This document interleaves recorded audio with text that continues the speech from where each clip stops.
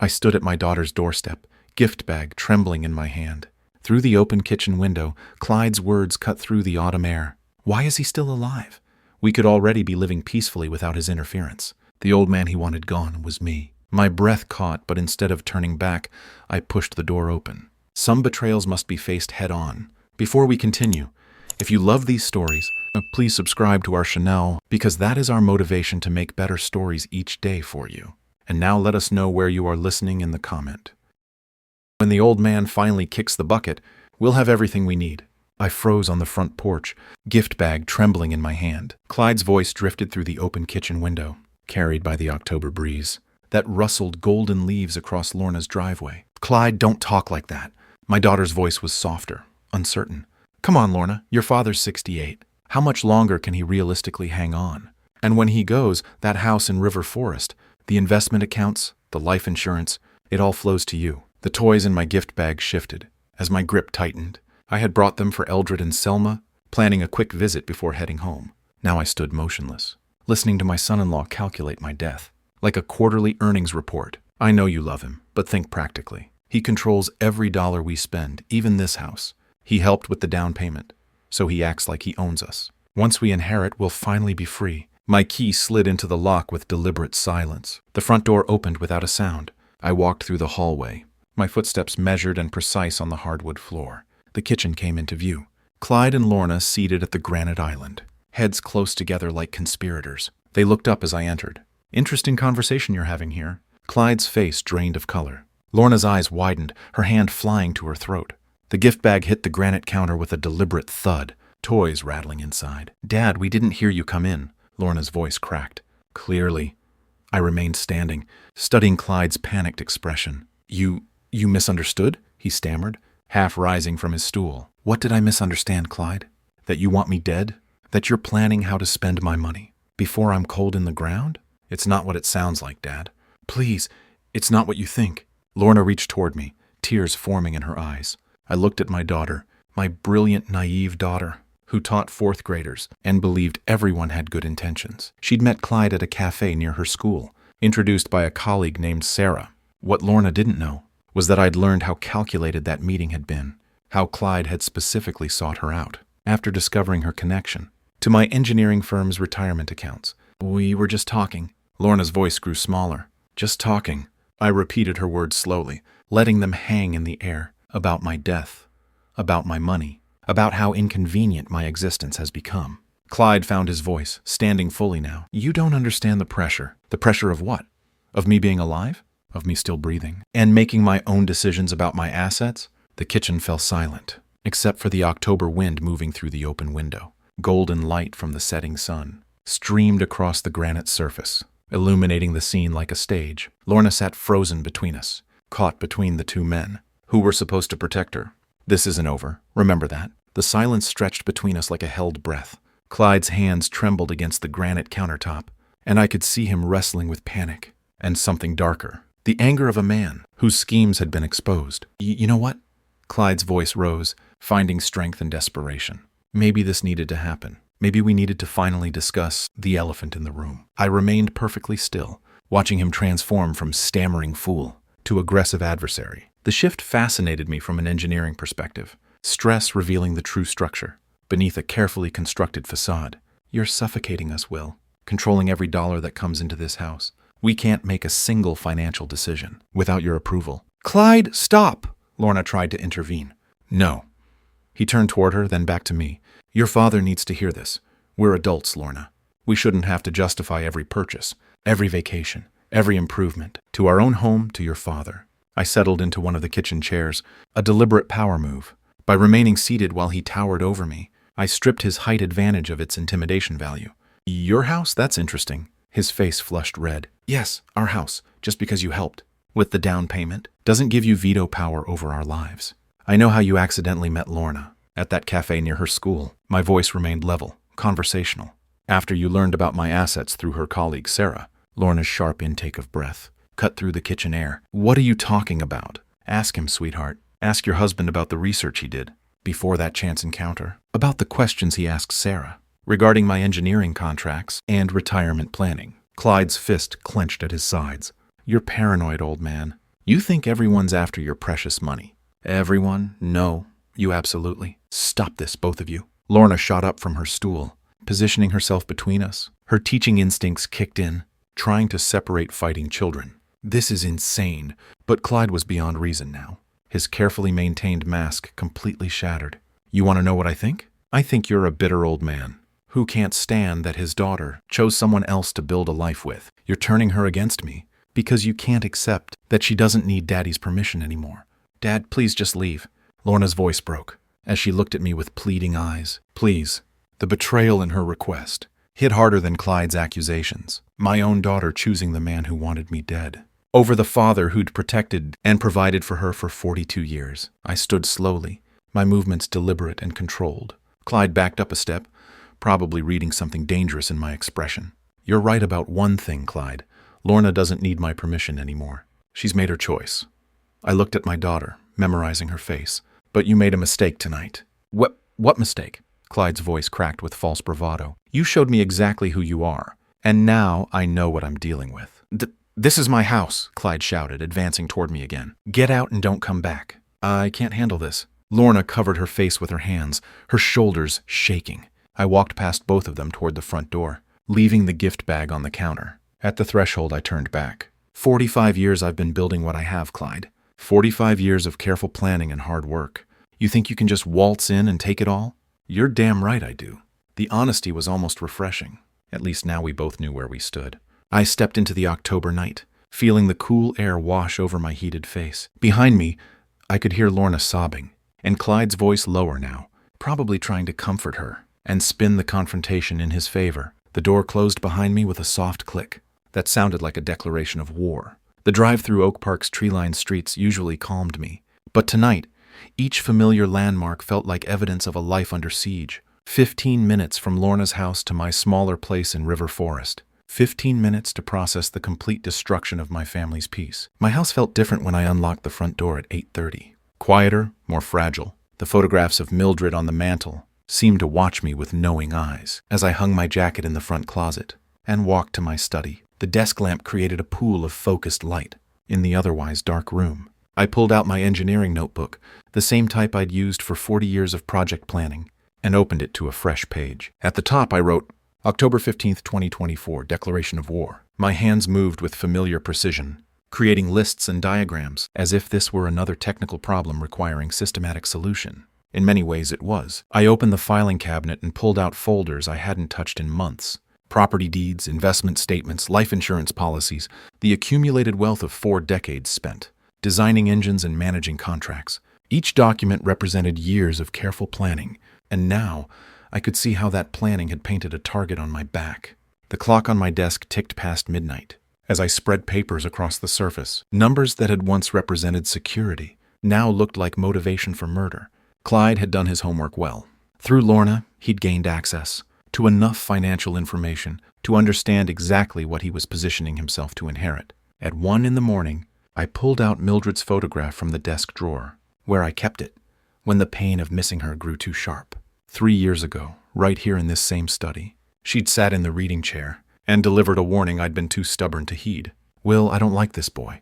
He looks at Lorna like she's an opportunity, not a woman. I dismissed her concerns then, wanting to give Clyde the benefit of doubt. Mildred had always been protective of Lorna, perhaps overly so, but sitting here now, surrounded by evidence of Clyde's financial interest in our family, her words carried the weight of prophecy. She'd noticed other things, too. How Clyde always steered conversations toward my work, my investments, my retirement plans, how he'd ask innocent questions about property values and insurance policies. Mildred had seen through his charm to the calculating mind beneath. I should have listened to you, I whispered to her photograph. By 3 hours in the morning, I'd compiled a comprehensive assessment of my situation. Clyde had access to my financial information through Lorna. He'd positioned himself as my primary beneficiary by marriage. And tonight, he'd revealed his willingness to wish for my death openly. But Clyde had made several critical errors. First, he'd underestimated my awareness of his true nature. Second, he'd assumed I was isolated and defenseless. Third, he'd failed to consider that a man who'd spent 40 years solving complex engineering problems might apply those same analytical skills to personal threats. I opened a fresh notebook page and began writing names and phone numbers. Trudy Birch from Social Services. She had investigated enough family financial abuse cases to recognize the patterns. Norman Felt, my attorney, who'd helped structure my estate, specifically to prevent exactly this type of exploitation. Herbert Stein, retired accountant and old friend, who understood financial manipulation better than anyone. The network I'd built through decades of professional relationships suddenly looked less like a social circle and more like an arsenal. Dawn light began filtering through the study window as I completed my initial planning phase. The man who'd walked into Lorna's kitchen 8 hours ago had been a trusting father. The man sitting at this desk now was something different. Focused, methodical, and absolutely committed to protecting what he'd built. I reached for the phone and dialed Herbert's number, watching the morning sun paint golden streaks across my organized papers. Time to begin implementing the strategy. That would show Clyde exactly what kind of mistake he'd made. 4 days of careful research had sharpened my strategy like honing a blade. Herbert Stein agreed to meet at the Lakeside Cafe, away from familiar territory, where loose tongues might carry our conversation. Back to unwanted ears. October wind swept across Lake Michigan as I parked outside the small restaurant. Through the windows, I spotted Herbert's familiar silhouette, glasses perched on his nose, reading something with the intensity that had made him legendary in Chicago's financial district. For 4 decades. Will. Herbert rose as I approached, extending a firm handshake. Your phone call certainly piqued my curiosity. Thank you for making time, Herb. I settled across from him, placing a manila folder between the coffee cups and pastries. I need your expertise on some irregularities I've discovered. Steam rose from our cups as Herbert opened the folder, his practiced eyes scanning the documents I'd assembled during my sleepless planning sessions. Tax returns Clyde had carelessly left at the house, financial discussions I'd overheard and noted, employment information gathered through discreet inquiries. These numbers don't add up. Herbert's finger traced across a column of figures. There's definitely something improper here, he said. What exactly are you seeing? I asked. Systematic underreporting of consulting income. Herbert replied. Precise. Look at these quarterly filings. They show significant discrepancies. Herbert made notes in his precise handwriting. In my 40 years, I've seen this pattern before, he said. Your son-in-law has been very careless with his documentation. The waves lapped against the nearby shore as Herbert continued. Seagulls called overhead, providing natural cover for our conversation. This level of discrepancy suggests deliberate manipulation, not honest mistakes. Herbert closed the folder and leaned back. What do you plan to do with this information? He asked. The first strike must be precise, I told him. I met his gaze directly. I need to know who at his company would take this seriously. Gilbert Weir, department manager, known for strict compliance standards, I said. He can't ignore documented evidence like this. 2 days later, I sat at a public computer terminal in the downtown library, typing carefully. The anonymous letter took shape. Professional, factual, devastating. No emotional language, no personal vendetta revealed. Simply a concerned colleague bringing irregularities to management's attention. Gilbert Weir's business address. Photocopied evidence attached. Professional tone suggesting corporate audit recommendations. The post office across town ensured no connection to my neighborhood. Cash for postage. Generic envelope. No fingerprints. By Friday evening, my phone rang. Grandpa. Eldred's voice carried confusion. Something weird happened today, he said. Dad came home really angry. He was talking to some lawyer on the phone. What seemed to be troubling him? I asked. He kept pacing around the kitchen, muttering about unfair accusations, Eldred said. Is everything okay? Mom looked worried, too. Perfect. I allowed myself a moment of satisfaction. The first strike had found its target. Clyde's comfortable world was beginning to crack. 3 days after Eldred's report, Clyde launched retaliation. He understood psychological warfare better than I'd anticipated. The phone rang at 7 in the morning. Too early for casual conversation, too urgent to ignore, I thought. Lorna's voice cracked with tears. We need to talk, she said. What's wrong, sweetheart? I asked, concerned. Clyde filed a police complaint yesterday for harassment, she said. Each word fell like stones into still water. He says you've been following him, threatening him. He's accusing you of trying to destroy his employment, Lorna added. I gripped the receiver tighter. Lorna, Dad, please stop this war, I said. Her voice broke completely. The children are scared. I can't handle this. Whatever's happening between you two, it has to end, she pleaded. Did he tell you about the conversation I overheard? I asked. About wanting me dead? Silence stretched across the line. When she spoke again, her voice was smaller. Defeated, she said. He explained that you misunderstood, that you're not thinking clearly. Since Mom died, grief is making you paranoid and dangerous. Clever. Clyde had found my vulnerability and Lorna's guilt. He'd convinced her that her aging father was mentally unstable. "Lorna, I need you to listen carefully," I begged. "No, Dad, I can't listen anymore. Just leave us alone," she said. "Please let everything cool down." The line went dead. 2 hours later, a police cruiser pulled into my driveway. Officer Jennifer Martinez was professional but thorough as she entered, her notebook ready as she settled into my living room. "Mr. Kessle, your son-in-law filed a harassment complaint," she said. "He alleges stalking behavior, threatening communications, and employment damage." She added, "Officer, I'm simply exercising my rights as a concerned citizen," I said. "I've made no threats and engaged in no illegal behavior." "Have you contacted his workplace?" she asked. "I reported suspected financial irregularities to corporate authorities," I replied. "Anonymous reporting of potential misconduct is protected activity," I added. She made notes observing my calm demeanor and organized home. Family photographs showing normal relationships lined the walls. Nothing suggested an unstable elderly man terrorizing his family. "Your son-in-law seems quite concerned about your mental state, sir. He mentioned erratic behavior since your wife's passing," she noted. "Officer, I'm happy to cooperate with your investigation," I said. You'll find I have no criminal history, strong community ties," I continued, "and sound mental faculties." I gestured toward my desk for proof. "My financial records, medical files, and character references are available," I said. After 40 minutes of questions, Officer Martinez closed her notebook.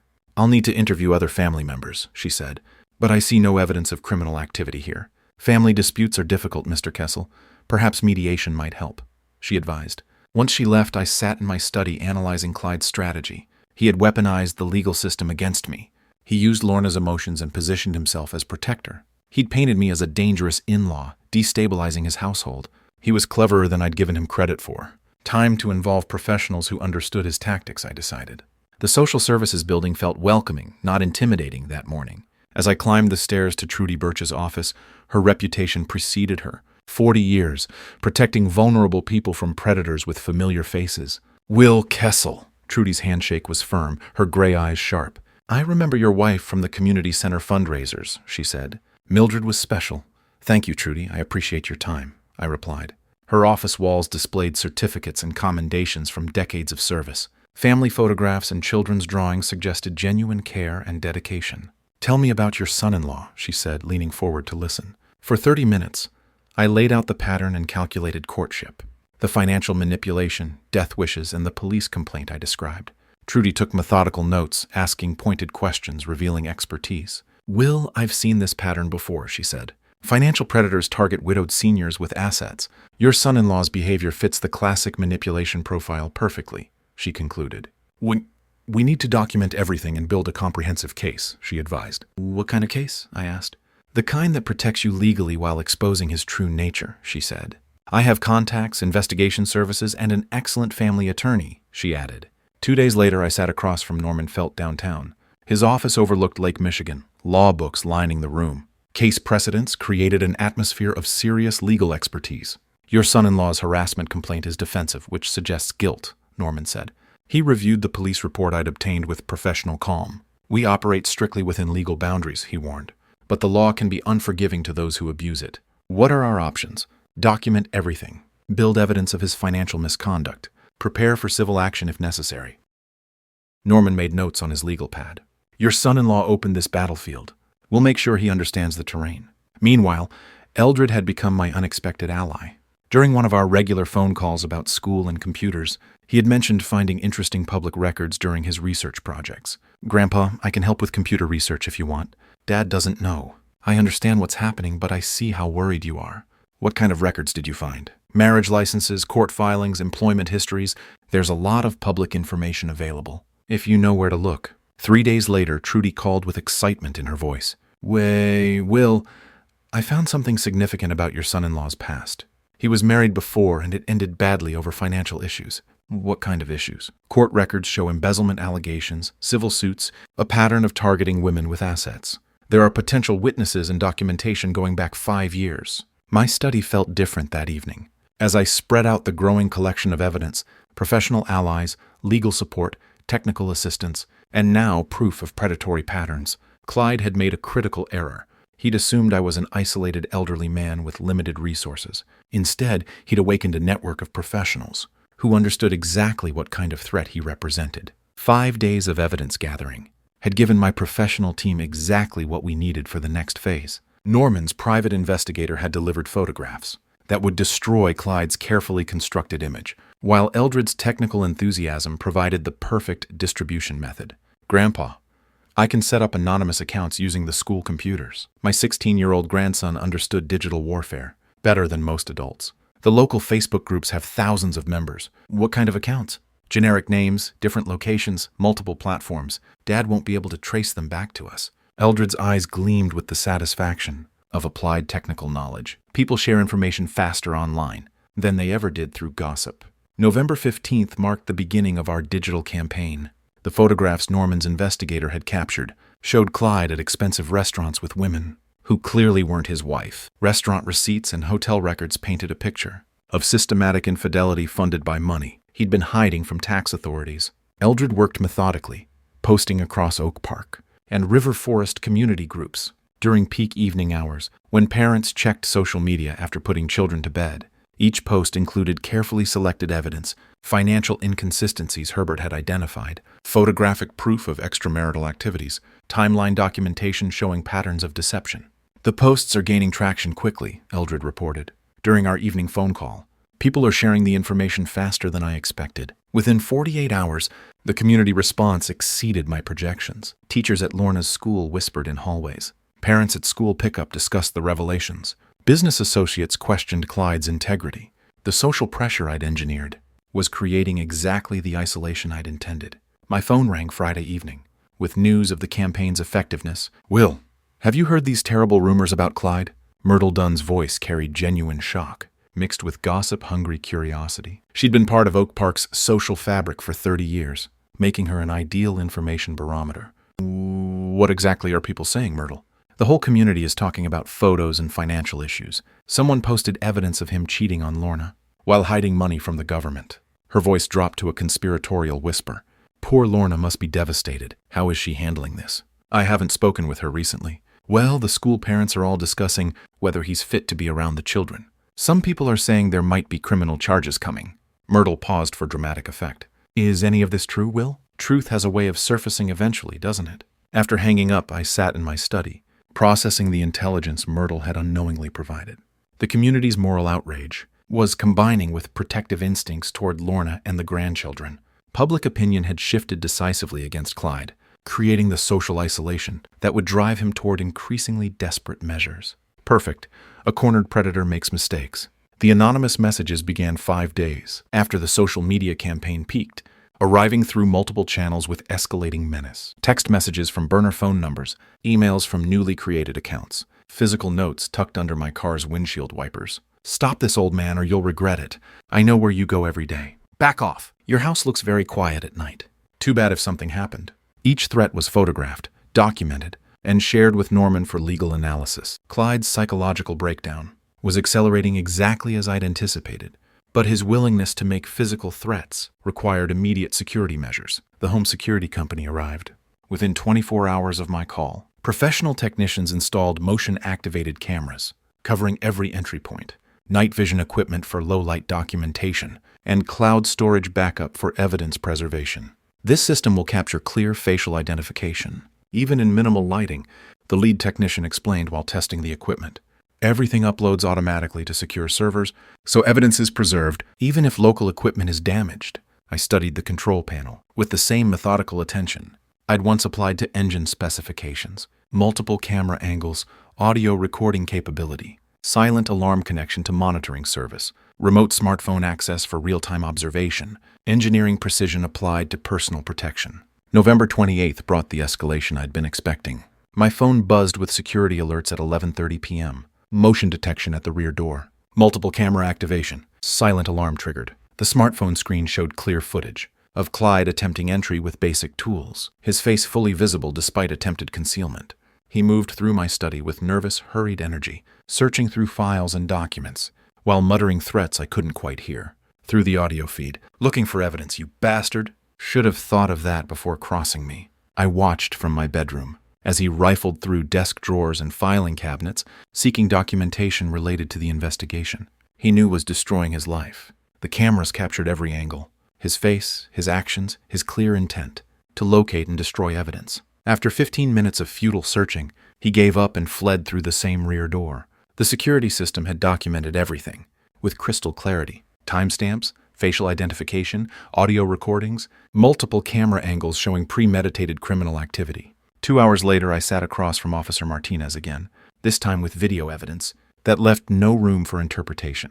Mr. Kessle, this footage clearly shows breaking and entering with intent to destroy evidence. She reviewed the smartphone playback with professional attention. Combined with the threatening messages you've documented, we have grounds for immediate arrest. I want formal charges filed and a warrant issued. We'll coordinate with the prosecutor's office tonight. Your son-in-law will be in custody by morning. The irony was perfect. Clyde's desperation to destroy evidence had created the most damaging evidence of all.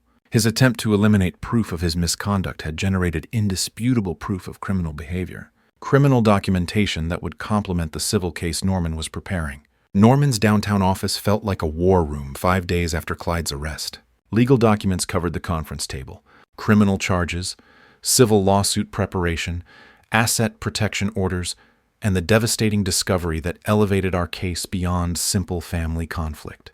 Will, we found something that changes everything. Norman's expression was grim satisfaction mixed with professional outrage. Your son-in-law has been forging estate documents. The evidence spread across the table told a story of systematic fraud. Property transfer papers with falsified signatures. Bank account authorization forms showing suspicious handwriting. Insurance beneficiary changes without proper authorization. Life insurance policies altered to name Clyde as primary beneficiary.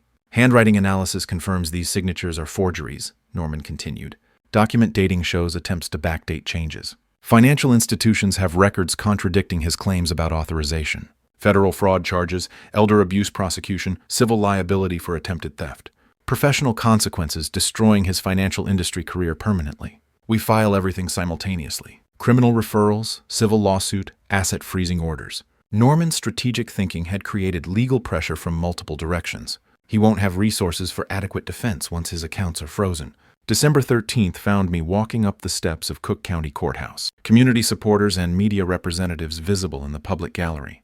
The formal legal environment emphasized justice and procedure, exactly what systematic documentation and professional preparation deserved. Norman's presentation was methodical and devastating. Video evidence of break-in attempts, photographic proof of infidelity and financial deception, expert testimony about forged documents, community witnesses describing behavioral patterns and character concerns. My testimony lasted 2 hours, chronicling the discovery of Clyde's true nature and the escalating pattern of threats and misconduct. The judge listened with careful attention as I presented evidence of financial manipulation, harassment, and attempted estate theft. Mr. Graves attempted to forge documents transferring ownership of my property, I testified under oath. Banking records show unauthorized attempts to access accounts and change beneficiary designations. Clyde's defense attorney struggled with indisputable evidence. Video footage showing criminal behavior. Expert analysis confirming document forgery. Financial records documenting tax evasion and fraud. Community testimony establishing patterns of predatory behavior. The judge's preliminary rulings validated everything Norman's comprehensive legal strategy had built. Asset freezing orders protecting my estate. Bail conditions reflecting public safety concerns. Criminal charges proceeding parallel to civil litigation. The evidence presented shows a systematic pattern of financial predation and elder abuse, Judge Morrison stated for the court record. Defendants' assets will remain frozen pending full investigation of alleged fraud and document forgery. Walking down the courthouse steps with Norman, I could see community supporters in the gallery and media representatives documenting the proceedings. Justice was visible, systematic, and professionally executed. Clyde faced criminal prosecution, civil liability, professional destruction, and community ostracism. All consequences of his own choices to threaten and manipulate rather than accept accountability. The legal system had validated every element of my carefully constructed case. 5 days after the courthouse victory, Clyde had lost everything: job, assets, social standing, and hope. What remained was pure desperation and a murderous focus on the man he blamed for his destruction. December 20th began before dawn with Clyde's final gambit. Using the last of his cash, he'd purchased basic tools and spent weeks observing my routine. My weekly grocery run along Lake Michigan Highway provided the perfect opportunity for what he intended to be my final journey. The brake sabotage was amateur but effective. Strategic cuts to hydraulic lines designed to cause gradual failure at highway speeds. His surveillance had mapped my route, timing, and the treacherous curves where catastrophic brake failure would seem like tragic accident rather than premeditated murder. At 10:30 that morning, I noticed the soft pedal feel as I merged onto Highway 41. Engineering instincts recognized the symptoms immediately. Brake fluid loss, diminishing stopping power, growing mechanical failure that spelled disaster at 60 mph. Something's wrong with the brakes. The words escaped as internal assessment became external crisis. My phone speed dialed 911 while I applied emergency procedures learned from 40 years of engineering safety training. Engine braking, emergency brake engagement, strategic use of highway shoulder and terrain features, controlled deceleration rather than panic stopping. I have complete brake failure on Highway 41, I reported to dispatch while maneuvering toward the grass median. Need emergency assistance and automotive forensics. The vehicle came to rest safely in tall grass, but my heart rate remained elevated from understanding the intended consequences. Someone had tried to murder me, and I knew exactly who. This wasn't an accident. Someone did this. 2 hours later, a professional mechanic confirmed my suspicions. The brake lines showed deliberate damage. Clean cuts made with hand tools positioned for maximum catastrophic potential. Tool marks indicated amateur work but professional intent. Mr. Kessle, this is attempted murder, the forensic specialist explained while photographing evidence. Whoever did this wanted you dead. My home security system provided the final piece. Video footage from the previous night showed Clyde approaching my vehicle with tools, his face clearly visible in infrared recording. Audio captured his muttered threats during the sabotage process. I'll end this, old man. You won't destroy me. By 6 that evening, police arrived at Clyde's temporary residence with an arrest warrant for attempted murder. I watched from my study window as handcuffs clicked around his wrists, marking the moment my son-in-law crossed the ultimate line from manipulation to murder. 2 weeks later, Detective Sarah Chen sat across from Lorna in the Oak Park Police Station interview room, preparing to shatter my daughter's remaining illusions about her husband. Mrs. Graves, your husband attempted to murder your father. Lorna's face drained of color. That can't be true. Clyde wouldn't. He couldn't. The video evidence is conclusive. This was premeditated. Detective Chen activated the laptop screen showing security footage of Clyde sabotaging my vehicle. He intended for your father to die in what would appear to be an accident. The footage played in horrifying detail. Clyde's methodical work beneath my car, his muttered threats, his satisfied expression after completing the sabotage. Each frame destroyed another piece of Lorna's faith in the man she'd married. My father almost died because of my husband. Physical illness overcame her as reality crashed through denial. The daughter who'd chosen Clyde over me now understood the true cost of that loyalty. Her father's life hanging by the thread of emergency brake procedures and engineering training. 3 days later, she appeared at my front door for the first time since our kitchen confrontation. Tear tracks and sleepless exhaustion marked her face, but determination strengthened her voice. Dad, forgive me, I was blind to what he really was. Daughter, what matters is that you see the truth now. I opened the door wider, welcoming her back into safety. But I'm here and we're family. That's what counts. The conversation that followed lasted hours. Confession? Forgiveness? Planning for the children's protection? And preparation for the most difficult choice any wife could face. Testifying against her husband in open court. He tried to kill you. I almost lost you forever. January 8th brought the moment of ultimate family loyalty. Lorna sat in the witness box, sworn to tell the truth about the man she'd married and the father she'd nearly lost to his murderous rage. My husband attempted to murder my father, she testified with clear, unwavering voice. Clyde's desperate interruption from the defendant's table showed his continuing delusion about manipulation and control.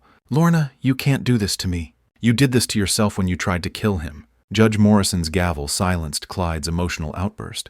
But nothing could silence the truth that my daughter finally spoke publicly. Family loyalty had been tested, broken, and reforged stronger than before. Walking out of that courtroom, Lorna passed her husband without acknowledgement. The woman who'd once defended him now stood with her father and children, united against the man who'd threatened everything they held sacred. 5 weeks later, February 15th, brought the final sentencing hearing that would close the chapter on Clyde's destructive presence in our lives. Judge Morrison's voice carried the weight of justice as she delivered the verdict. I sentence you to 5 years imprisonment for attempted murder with additional time for fraud, harassment, and elder abuse, asset forfeiture, professional license revocation, permanent restraining orders, financial restitution. The legal system had systematically dismantled every aspect of Clyde's ability to threaten my family again. Justice has been served, I told the reporters gathered outside the courthouse. Now we can begin healing and moving forward, Lorna added, her voice strong with newfound independence. Eldred, standing beside us with teenage pride, captured the generational lesson.